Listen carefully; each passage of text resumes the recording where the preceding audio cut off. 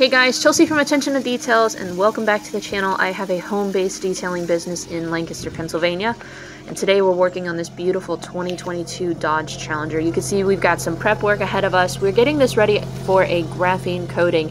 We're going to do a wash, chemical decon, clay towel treatment, and then we're going to perform a paint correction to get it ready for our graphene coating.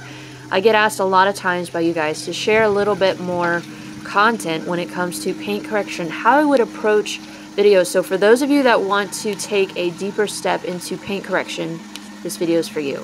Well, this is a 2022 with less than 3,000 miles on it. It has about 2,600. This was purchased in April, so we are May, June, July. We are 3 months in on this vehicle, and you can see that the condition of the paint is not pristine like you would expect for a new vehicle. In fact, I am seeing a lot of line scratches, which to me is indicative of an automatic car wash, and the brushes that they use a lot of times, they're going to kind of come around the vehicle this way. And a lot of dealerships actually use automatic car washes in this area to maintain the vehicles. Customer said he's only washed it twice, and so it's been hand washes actually from the dealership, fresh damage. And so even getting a vehicle ready for a coating, we do need to do some polish work. Now, I get asked a lot of questions, or a lot of times by my viewers, how do you determine paint hardness? How do you know if paint is soft, medium, or hard? One experience is going to really give you a good test. I've worked on Dodge Challengers in the past.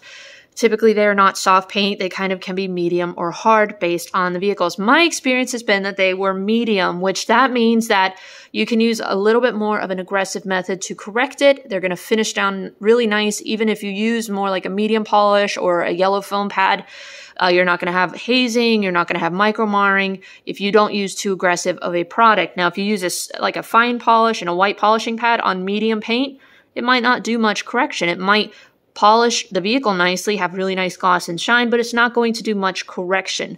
So when we have soft paint, typically that is going to correct very quickly with least aggressive methods. But if you use too aggressive of a product, you can actually create micro marring or hazing or ghosting, which those are hard to kind of in this moment show you. If you were to kind of see some of this kind of smearing right here, this is a little bit of what it would look like if you kind of have a haze. Now this is actually polishing oils from when I wiped it off. But if you have a soft paint and you're using too aggressive of a product, what can happen is you can have a finish that kind of looks like this, where it's kind of ghosting or hazing. It's not going to finish down really well. Now, so when it comes to trying to determine if your paint is soft, medium, or hard, your test spot is going to be one of your most critical steps to do on a vehicle. Now, what that is you're going to kind of start off with your least aggressive product and work your way forward. Now, if you know that you're working with a vehicle that has routinely hard paint, namely like German vehicles, Mercedes-Benz, BMWs, even some Audis, they typically, in my experience, have some harder paint.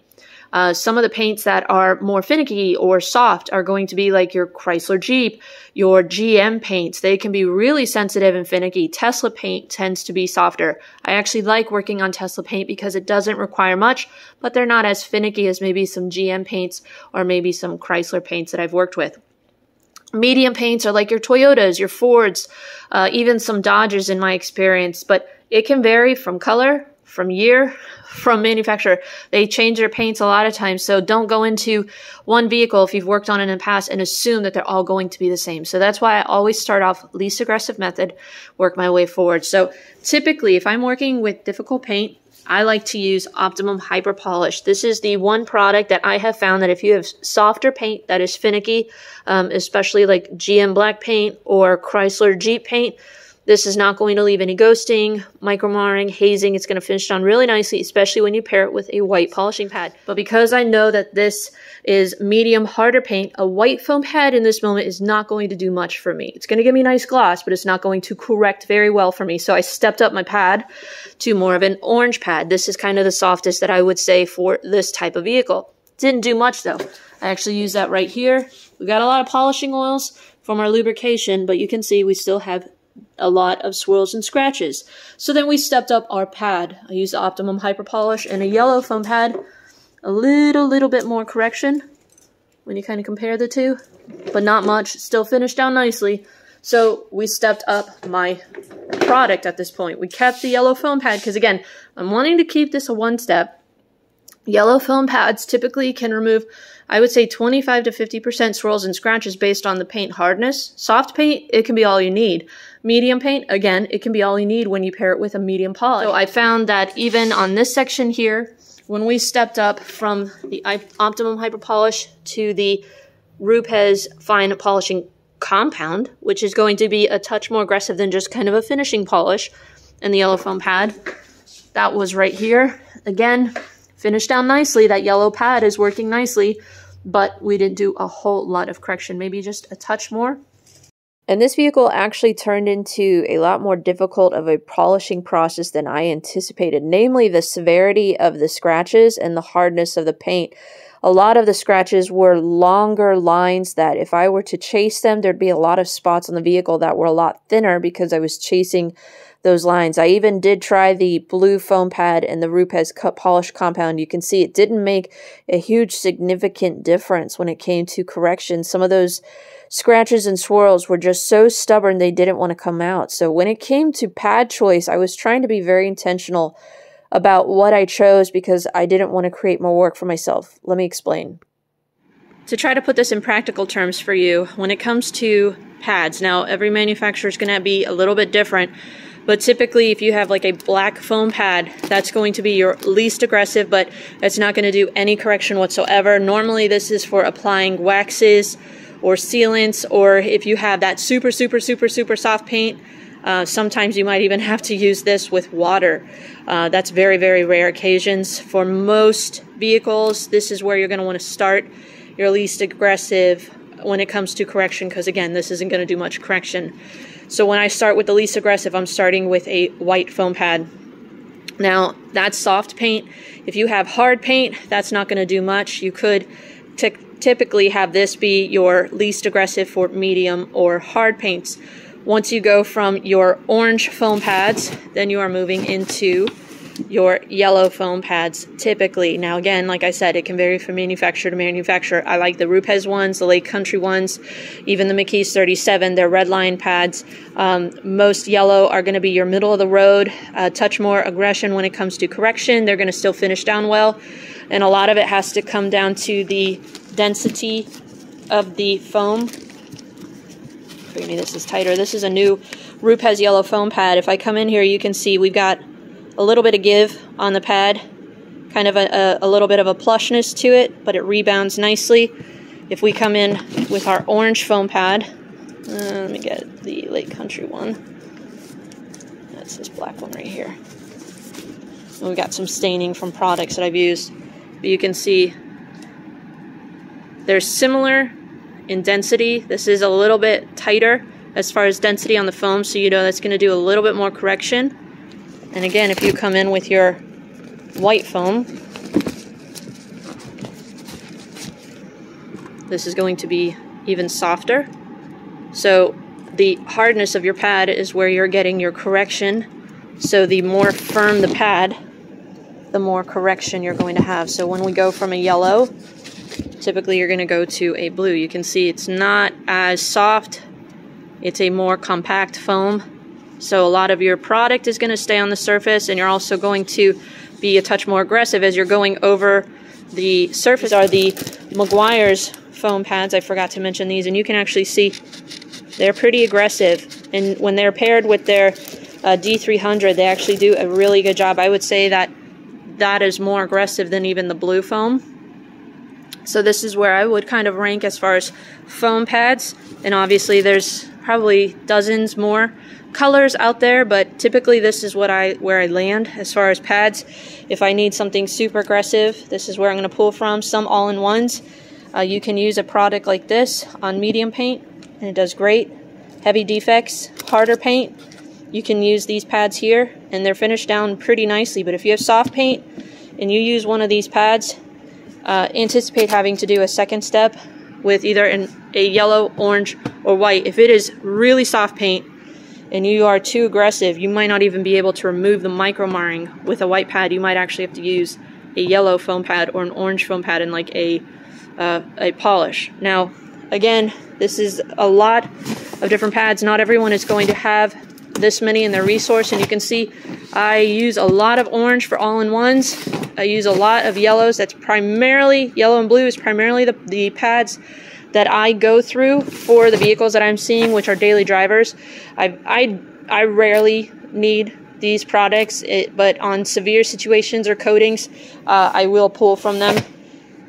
Once you go out of your foam and you're wanting to be more aggressive, I would say then your next level is going to be your Eurofiber 50/50. Now, some vehicles, a microfiber, doesn't matter if it's a 50/50 or even an all-in-one microfiber like this from McKee's 37, or I believe these are even from Lake Country.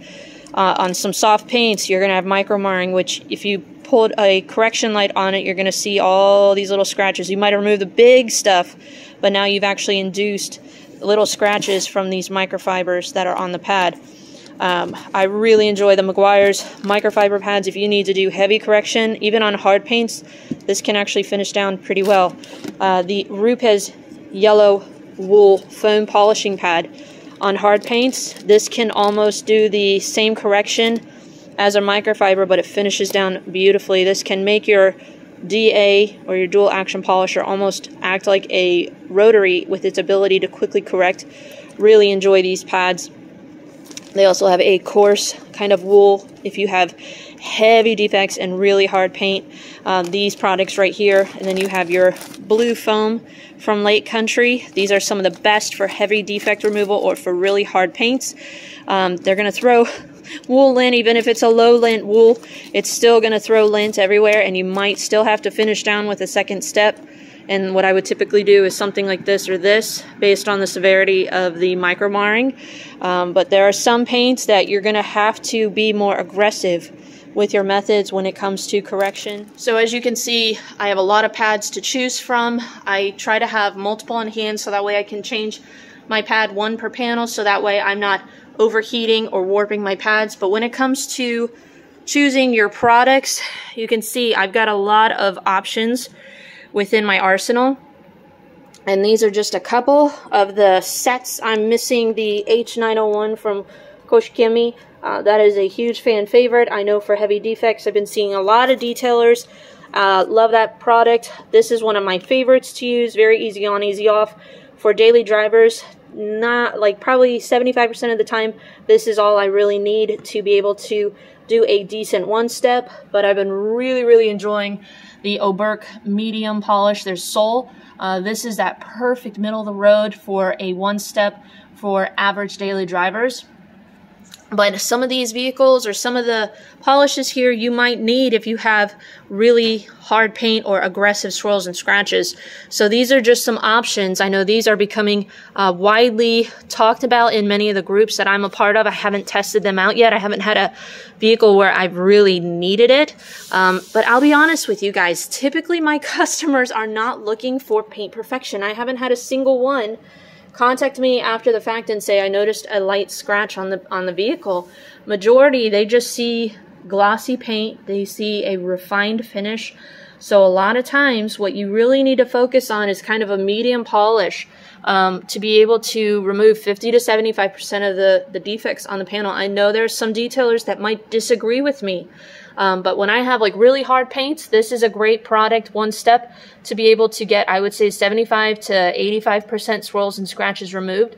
There are some paints that are going to be a dream to work with. They're going to require a lot less aggressive methods to correct. They're going to finish down nicely. I might not intend to get as much removal of the defects as I get, but typically I don't need products like this in my arsenal for extreme cutting. It's very rare situations, or if there's like a huge scratch on the customer's vehicle, that I need to refine down.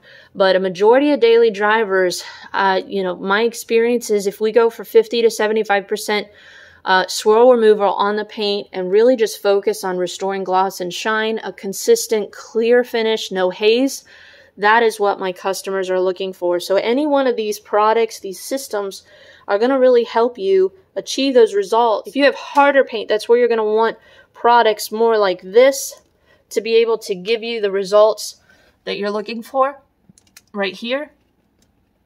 And then if you have severe defects, that's where some of these products here are going to really come in handy. But if you have medium to soft paint on a daily driver, I would say these are going to be some of your best friends. These medium polishes right here that I'm pointing at.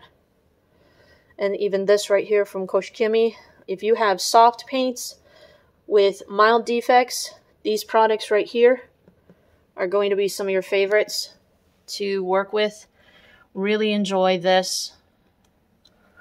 But again, the Optimum Hyper Polish, which is over on the side, that's my best product for very finicky soft paints. But hopefully kind of a little bit of calibration can help you know which direction to go as far as what products to work and what pads to work with for certain vehicles. But the best thing that I can tell any of you is get a couple products. You don't need everything, but get a couple products. And when you have your vehicles, do your test spot and just practice. The more you polish, the more you work on vehicles, the more you're going to learn what kind of vehicles have certain paints.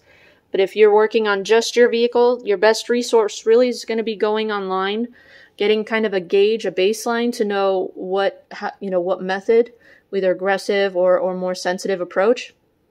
And then from there, fine-tuning the products that you want to use. I don't think you can go wrong with any of these. They're going to give you a really, really nice user experience. All of these are low dust, easy on, easy off. None are super difficult to work with in my experience. So hopefully this gives you a good gauge of some products to test out and to check out for yourself. But again, if you have questions, you can put them in the comment section down below, and other detailers and myself can maybe try to give you some direction to know how to best move forward. I know I showed you a lot of products that you can use for heavy correction and finish down well if you're looking for a compound polished system, but a majority of the times I use products like this if I have heavy defects, older vehicles that the customer is wanting me to get as much defect out. But 9 times out of 10, all I need are products like these. These are your medium polishes. They're going to do decent correction, finish down really well. If you have softer paints, ideally these 2 products would be what I would recommend, even maybe this one with a white polishing pad. They're going to do a really decent job. If they're finicky, you might need to just land with the Optimum Hyper Polish, but I've had some Porsches, some Teslas, correct really well with these products and a white polishing pad. And if you have medium or hard paints, if you pair these with a yellow foam pad or blue foam pad, you're going to get really nice correction, finish down well. 9 times out of 10, a product like this is really all you need for a daily driver to enhance or to do mild correction before you do a coating. I know a lot of times people might say, but what if it doesn't finish down well? That's where if you step down with your pad, if you notice that you're getting ghosting or hazing, it may be the pad. But if you find that you're still at a white pad and you're still getting ghosting or hazing, that's where you might need to go from a medium polish to more of a fine polish. So again, it just takes trial and error. It takes experience to know. But if you have a gauge of the level of correction that your pads can do, as well as the products, and you understand where their place is in terms of correction and finishing down, whether it's SMAT or DAT. SMAT is super micro abrasive technology, meaning that it's going to kind of stay the same size from beginning to end. Diminishing abrasive means it's going to correct more the first couple passes, and then as it's refined, it's going to get worked down and it's going to finish down well. When you have an understanding of all of that, that's where you're going to really be able to dial in your polishing technique and get really nice results for your customers. So after comparing the Griot's Garage Correcting Cream and our Turtle Wax Hybrid Solutions One and Done Compound, this is where we're landing with the yellow foam pad. It's doing a really nice job of correcting the paint, removing, I would say, about 50 to 75% of the defects, finishing down really nicely. Very easy process to be able to correct, finish down nicely on this very hard paint. So happy that we finally landed on a product that's going to be able to help us quickly get around this vehicle and be a really nice user experience. So again, this is kind of that hybrid correct and finish product, perfect for daily drivers, in my opinion. All you really need. All of these products should have done a decent job on kind of soft medium paint with defect removal. So that's where I'm saying this is probably harder paint. I could come in with a heavy compound, like a hybrid compound, and get defect-free removal. But am I removing more of the clear coat than I really ideally want to for a brand new vehicle and setting the customer up for potential issues down the road? So for me, this is more practical for the customer. This isn't about me or my ego or showing pictures online or videos of going over the vehicle and having every single line or swirl and scratch removed. We've got nice clarity at the end of the day. We've cleaned the paint. We've removed 50% of the swirls and scratches. It really is up to you having those conversations with your customers, knowing what their expectations are, and being able to make the best decision. I know sometimes when it comes to detailing vehicles, I feel like some detailers feel like we are doctors and that we have this kind of motto of do no harm, and we'll say that when it comes to washing a vehicle, we'll have to take extreme care to wash it so that way we don't add a single swirl and scratch. But what about when it comes to removing clear coat to remove the swirls and scratches? Are we taking that same approach of do no harm of removing? Because you see all of this dust right here. This is from me polishing the hood. Now, you might think that that is compound dust, but that's also clear coat dust that I have shaved off. And so each time you polish a vehicle, you're shaving off a micro layer of the clear coat for the customer. You're essentially sanding down those swirls and scratches and making the surface level.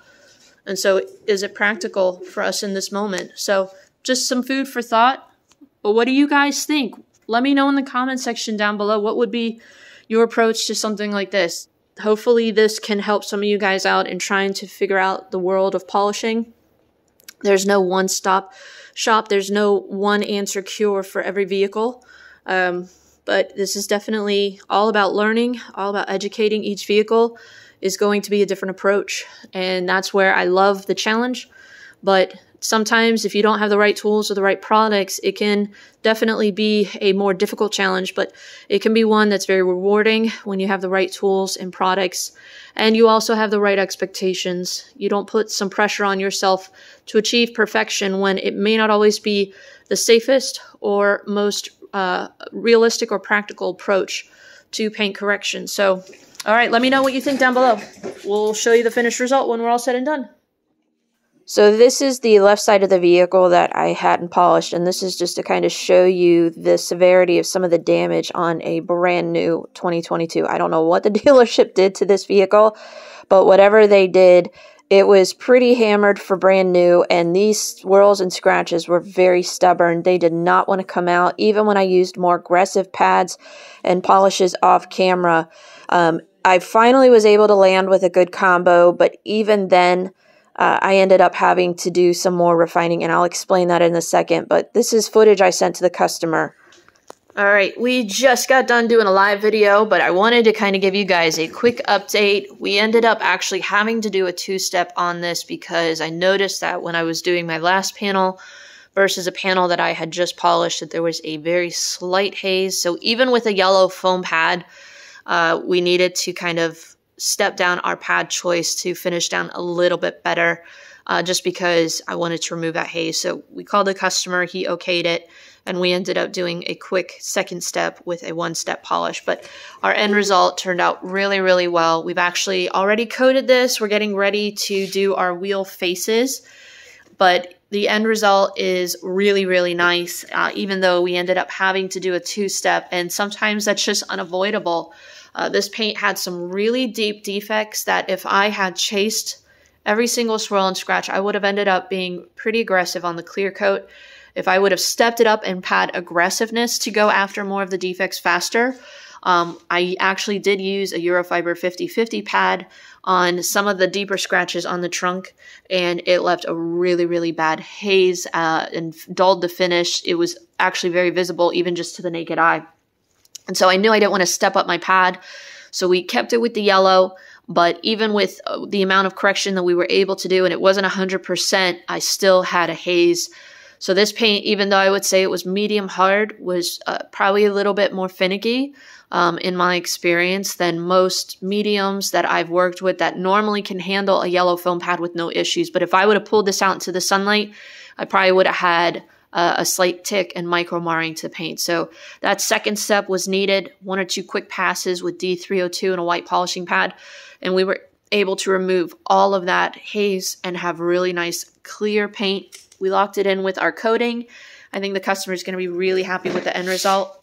We'll pull it out in a minute once everything is all done to show you the finished results. But just to be 100% transparent with you guys, we did use the Turtle Wax One and Done compound, but still had to do a second step because we weren't finishing down like I wanted to. And sometimes that's just unavoidable. But again, it's being able to recognize the issues that are going on in the paint, having the proper lighting, products and tools, and being able to get the results that we're looking for.